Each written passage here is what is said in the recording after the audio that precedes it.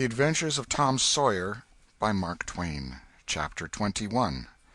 Eloquence and the Master's Gilded Dome. Vacation was approaching. The schoolmaster, always severe, grew severer and more exacting than ever, for he wanted the school to make a good showing on examination day. His rod and his ferule were seldom idle now, at least among the smaller pupils. Only the biggest boys and young ladies of 18 and 20 escaped lashing. Mr. Dobbin's lashings were very vigorous ones, too, for although he carried under his wig a perfectly bald and shiny head, he had only reached middle age, and there was no sign of feebleness in his muscle. As the great day approached, all the tyranny that was in him came to the surface.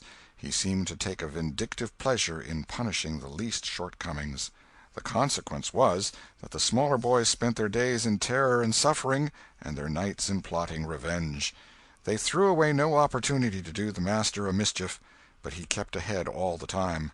The retribution that followed every vengeful success was so sweeping and majestic that the boys always retired from the field badly worsted. At last they conspired together and hit upon a plan that promised a dazzling victory. They swore in the sign-painter's boy, told him the scheme, and asked his help. He had his own reason for being delighted, for the master boarded in his father's family, and had given the boy ample cause to hate him. The master's wife would go on a visit to the country in a few days, and there would be nothing to interfere with the plan. The master always prepared himself for great occasions by getting pretty well fuddled, and the sign-painter's boy said that when the dominie had reached the proper condition on examination evening, he would manage the thing while he napped in his chair.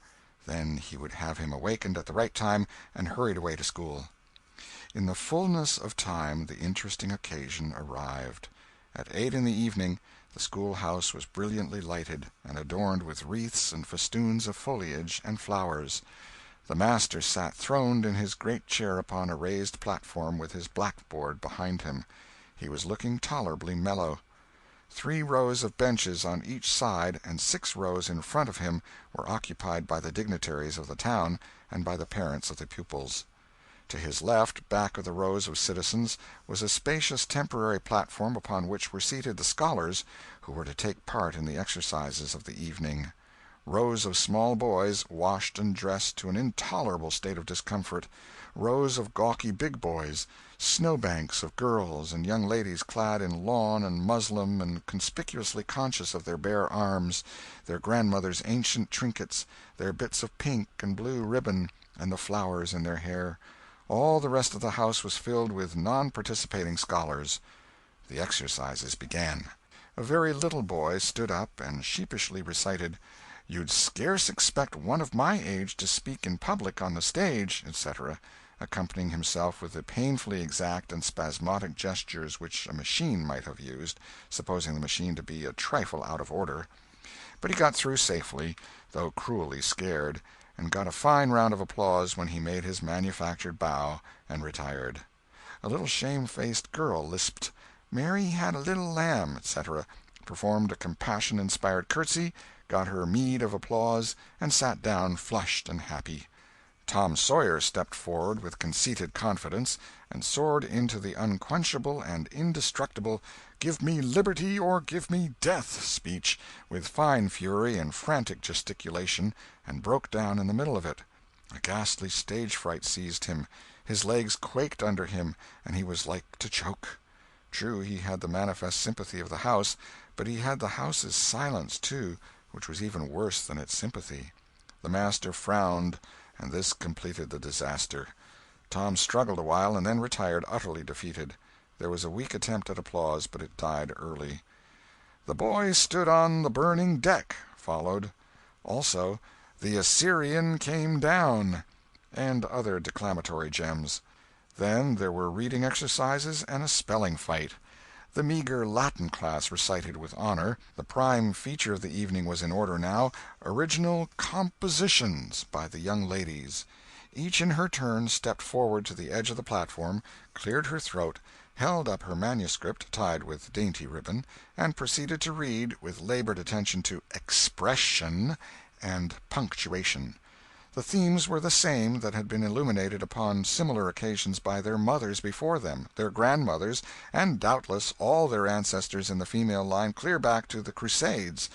Friendship was one, memories of other days, religion in history, dreamland, the advantages of culture, forms of political government compared and contrasted, melancholy, filial love, heart longings, etc., etc.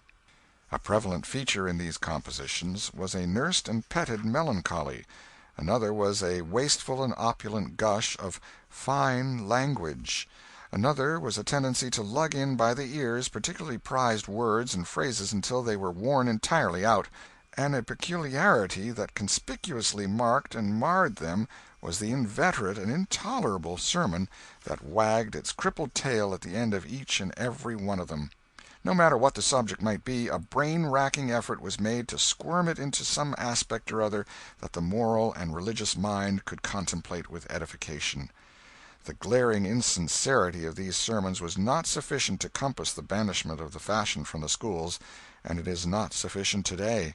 It never will be sufficient while the world stands, perhaps. There is no school in all our land where the young ladies do not feel obliged to close their compositions with a sermon, and you will find that the sermon of the most frivolous and the least religious girl in the school is always the longest and the most relentlessly pious. But enough of this. Homely truth is unpalatable. Let us return to the examination. The first composition that was read was one entitled, "Is This, Then, Life?" Perhaps the reader can endure an extract from it. In the common walks of life, with what delightful emotions does the youthful mind look forward to some anticipated scene of festivity! Imagination is busy sketching rose-tinted pictures of joy. In fancy the voluptuous votary of fashion sees herself amid the festive throng, the observed of all observers. Her graceful form, arrayed in snowy robes, is whirling through the mazes of the joyous dance. Her eye is brightest, her step is lightest in the gay assembly. In such delicious fancies time quickly glides by, and the welcome hour arrives for her entrance into the Elysian world, of which she has had such bright dreams. How fairy-like does everything appear to her enchanted vision! Each new scene is more charming than the last. But after a while she finds that beneath this goodly exterior all is vanity. The flattery which once charmed her soul now grates harshly upon her ear. The ballroom has lost its charms, and with wasted health and embittered heart she turns away with the conviction that earthly pleasures cannot satisfy the longings of the soul. And so forth and so on. There was a buzz of gratification from time to time during the reading, accompanied by whispered ejaculations of "How sweet!" "How eloquent!" "So true!" etc., and after the thing had closed with a peculiarly afflicting sermon, the applause was enthusiastic. Then arose a slight, melancholy girl, whose face had the interesting paleness that comes of pills and indigestion, and read a poem. 2 stanzas of it will do. A Missouri Maiden's Farewell to Alabama. Alabama, good-bye, I love thee well, but yet for a while do I leave thee now. Sad, yes, sad thoughts of thee my heart doth swell, and burning recollections throng my brow. For I have wandered through thy flowery woods, have roamed and read near Tallapoosa's stream, have listened to Talissee's warring floods, and wooed on Coosa's side Aurora's beam. Yet shame I not to bear an o'erfull heart, nor blush to turn behind my tearful eyes. 'Tis from no stranger land I now must part, 'tis to no stranger's left I yield these sighs. Welcome and home were mine within this state, whose vales I leave, whose spires fade fast from me, and cold must be mine eyes, and heart, and tet, when, dear Alabama, they turn cold on thee. There were very few there who knew what "tet" meant, but the poem was very satisfactory, nevertheless. Next appeared a dark-complexioned, black-eyed, black-haired young lady, who paused an impressive moment, assumed a tragic expression, and began to read in a measured, solemn tone. A vision. Dark and tempestuous was night. Around the throne on high not a single star quivered, but the deep intonations of the heavy thunder constantly vibrated upon the ear, whilst the terrific lightning revelled in angry mood through the cloudy chambers of heaven, seeming to scorn the power exerted over its terror by the illustrious Franklin.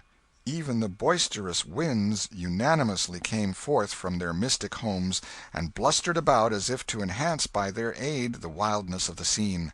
At such a time, so dark, so dreary, for human sympathy my very spirit sighed, but instead thereof, "My dearest friend, my counselor, my comforter and guide, my joy in grief, my second bliss in joy," came to my side. She moved like one of those bright beings pictured in the sunny walks of fancy's Eden by the romantic and young, a queen of beauty unadorned save by her own transcendent loveliness. So soft was her step, it failed to make even a sound, and but for the magical thrill imparted by her genial touch, as other unobtrusive beauties, she would have glided away unperceived, unsought. A strange sadness rested upon her features, like icy tears upon the robe of December, as she pointed to the contending elements without, and bade me contemplate the two beings presented. This nightmare occupied some 10 pages of manuscript, and wound up with a sermon so destructive of all hope to non-Presbyterians that it took the first prize. This composition was considered to be the very finest effort of the evening.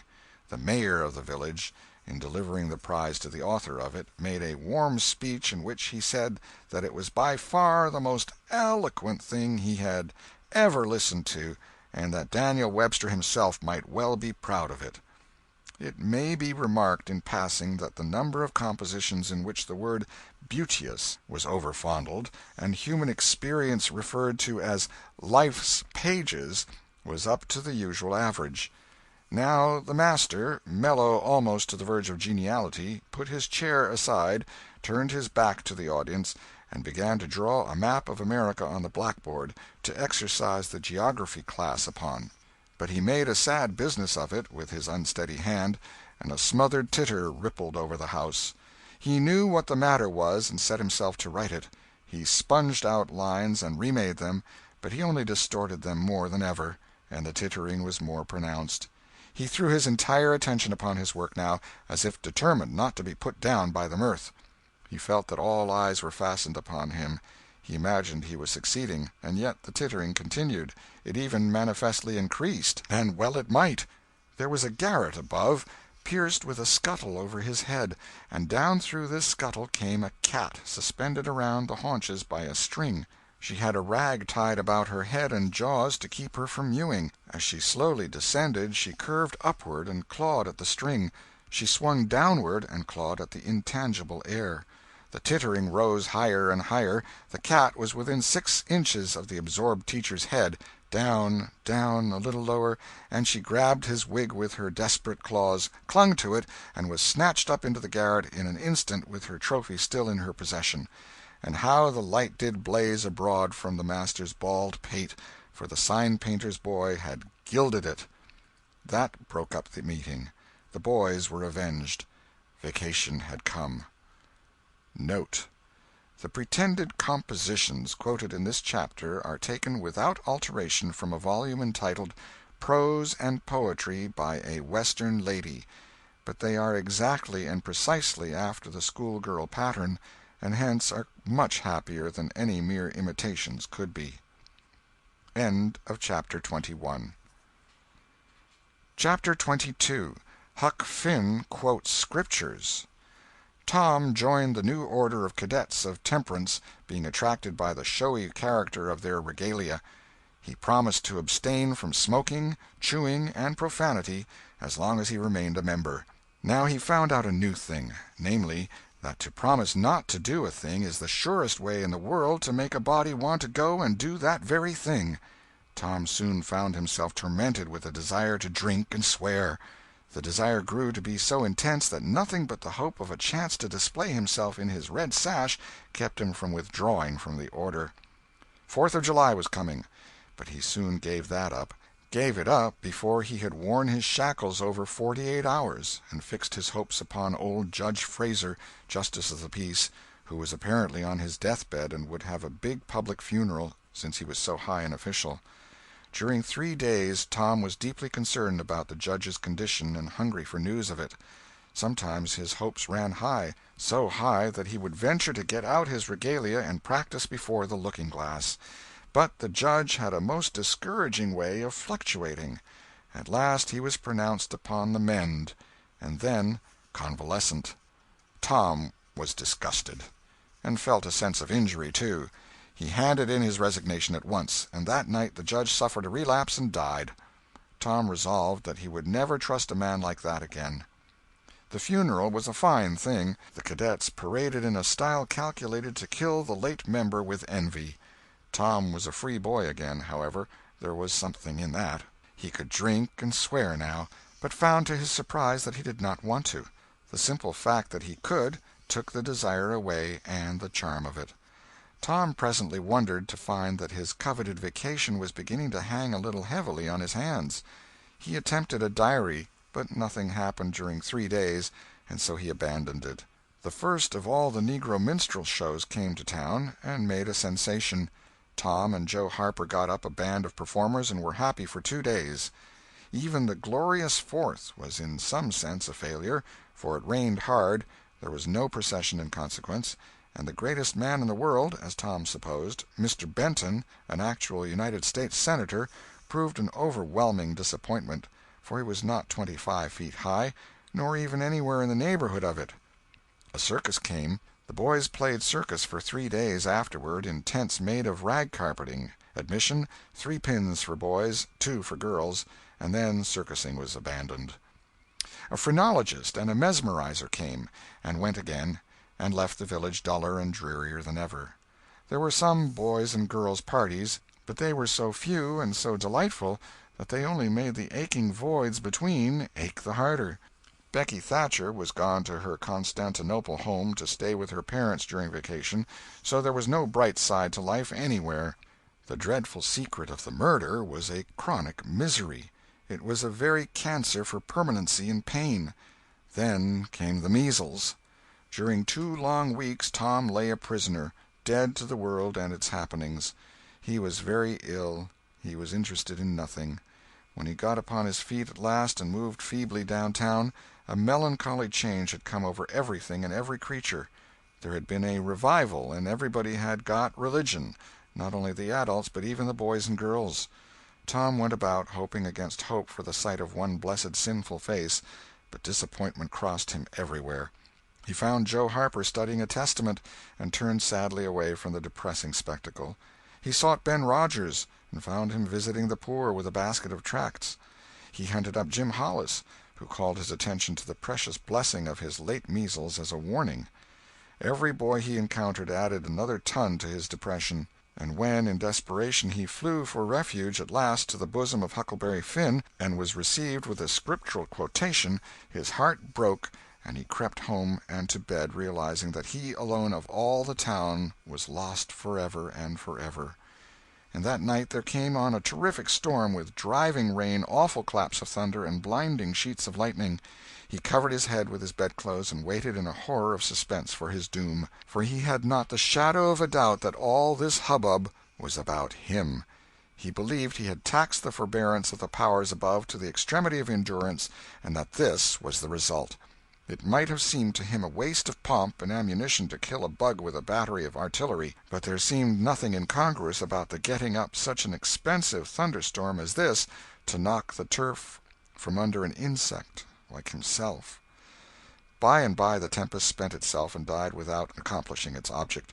The boy's first impulse was to be grateful and reform.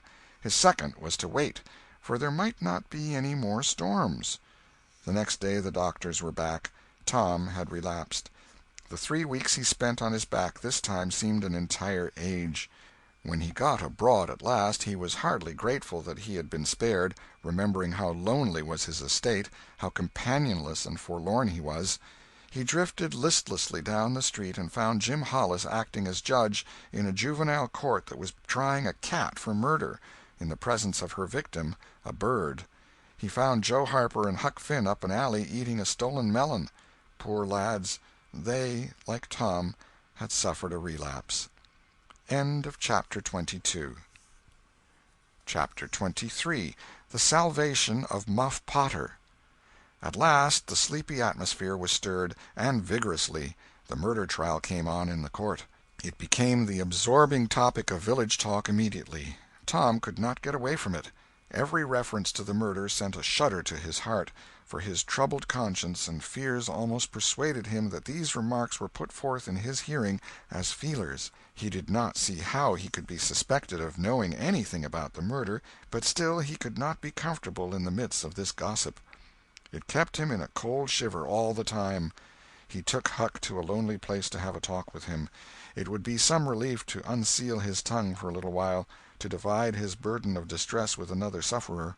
Moreover, he wanted to assure himself that Huck had remained discreet. "Huck, have you ever told anybody about—that?" "About what?" "You know what."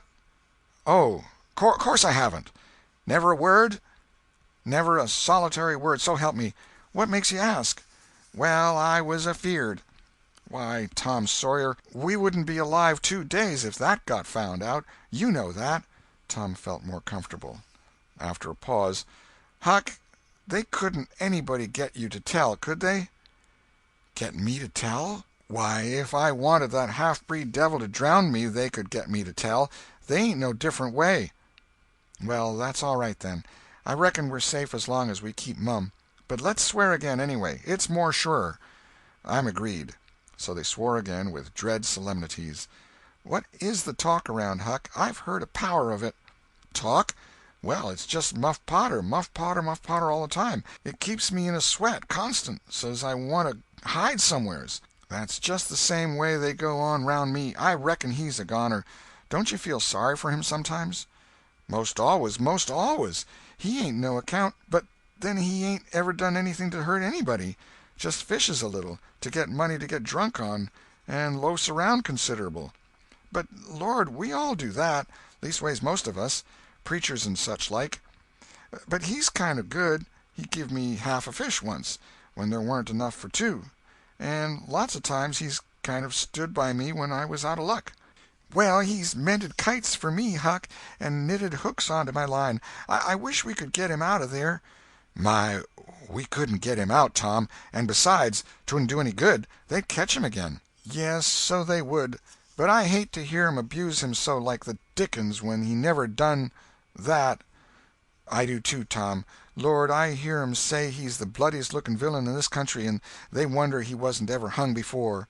"Yes, they talk like that all the time. I've heard 'em say that if he was to get free they'd lynch him." "And they'd do it, too." The boys had a long talk, but it brought them little comfort. As the twilight drew on, they found themselves hanging about the neighborhood of the little isolated jail, perhaps with an undefined hope that something would happen that might clear away their difficulties. But nothing happened. There seemed to be no angels or fairies interested in this luckless captive. The boys did as they had often done before, went to the cell grating and gave Potter some tobacco and matches. He was on the ground floor, and there were no guards. His gratitude for their gifts had always smote their conscience before. It cut deeper than ever this time. They felt cowardly and treacherous to the last degree when Potter said, "You've been mighty good to me, boys, better'n anybody else in this town, and I don't forget it, I don't. Often I says to myself, says I used to mend all the boys' kites and things, and show 'em where the good fishing places was, and befriend 'em what I could, and now they've all forgot old Muff when he's in trouble, but Tom don't, and Huck don't.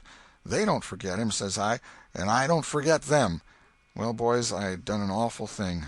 Drunk and crazy at the time, that's the only way I count for it, and now I got to swing for it, and it's right.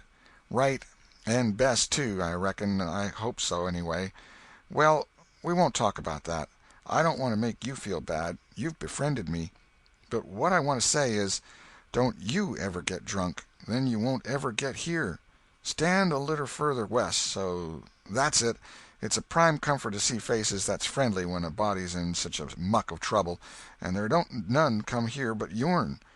Good friendly faces. Good friendly faces." Get up on one other's backs and let me touch 'em. That's it. Shake hands. Yourn'll come through the bars, but mine's too big.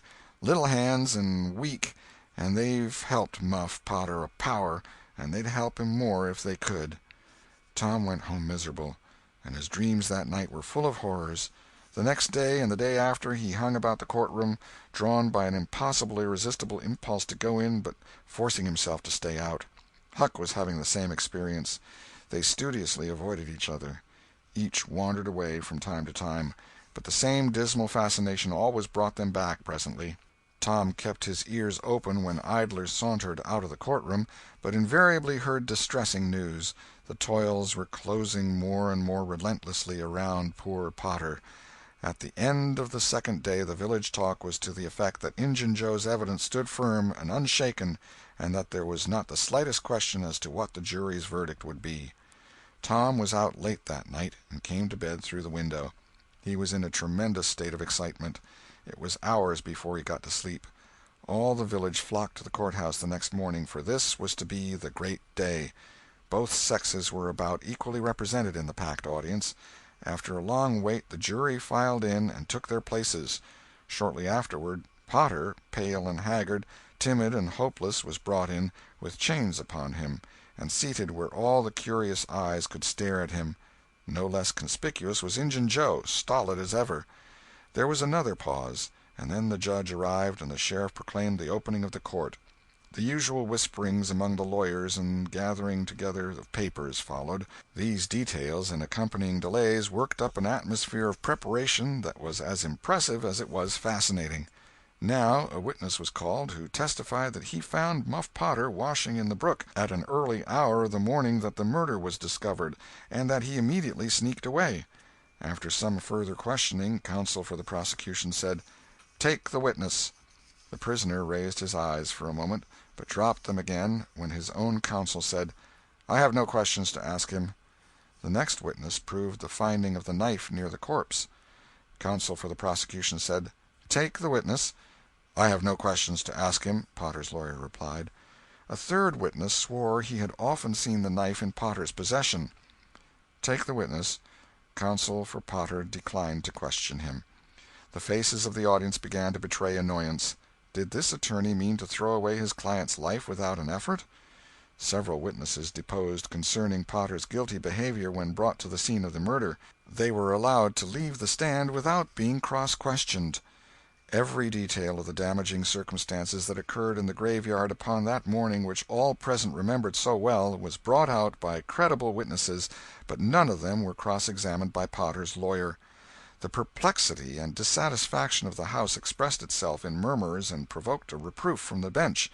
Counsel for the prosecution now said, "By the oaths of citizens whose simple word is above suspicion, we have fastened this awful crime, beyond all possibility of question, upon the unhappy prisoner at the bar.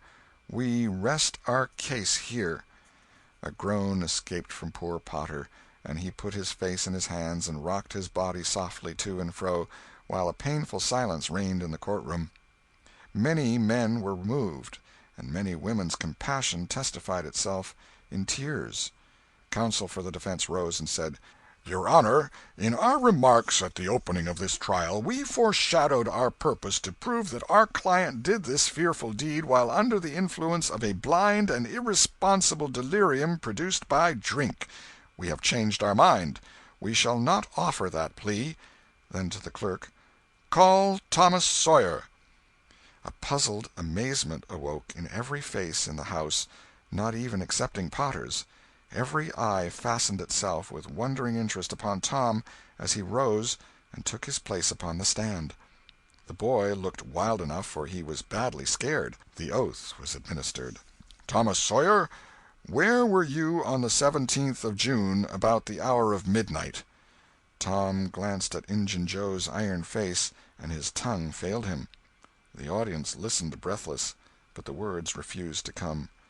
After a few moments, however, the boy got a little of his strength back, and managed to put enough of it into his voice to make part of the house hear. "In the graveyard." "A little bit louder, please. Don't be afraid. You were in the graveyard." A contemptuous smile flitted across Injun Joe's face. Were you anywhere near Horse William's grave?" "Yes, sir." "Speak up, just a trifle louder. How near were you?" "Near as I am to you." "Were you hidden or not?" "I was hid." "Where?" "Behind the elms that's on the edge of the grave." Injun Joe gave a barely perceptible start. "Anyone with you?" "Yes, sir. I went there with—" "Wait a moment. Never mind mentioning your companion's name. We will produce him at the proper time. Did you carry anything there with you?"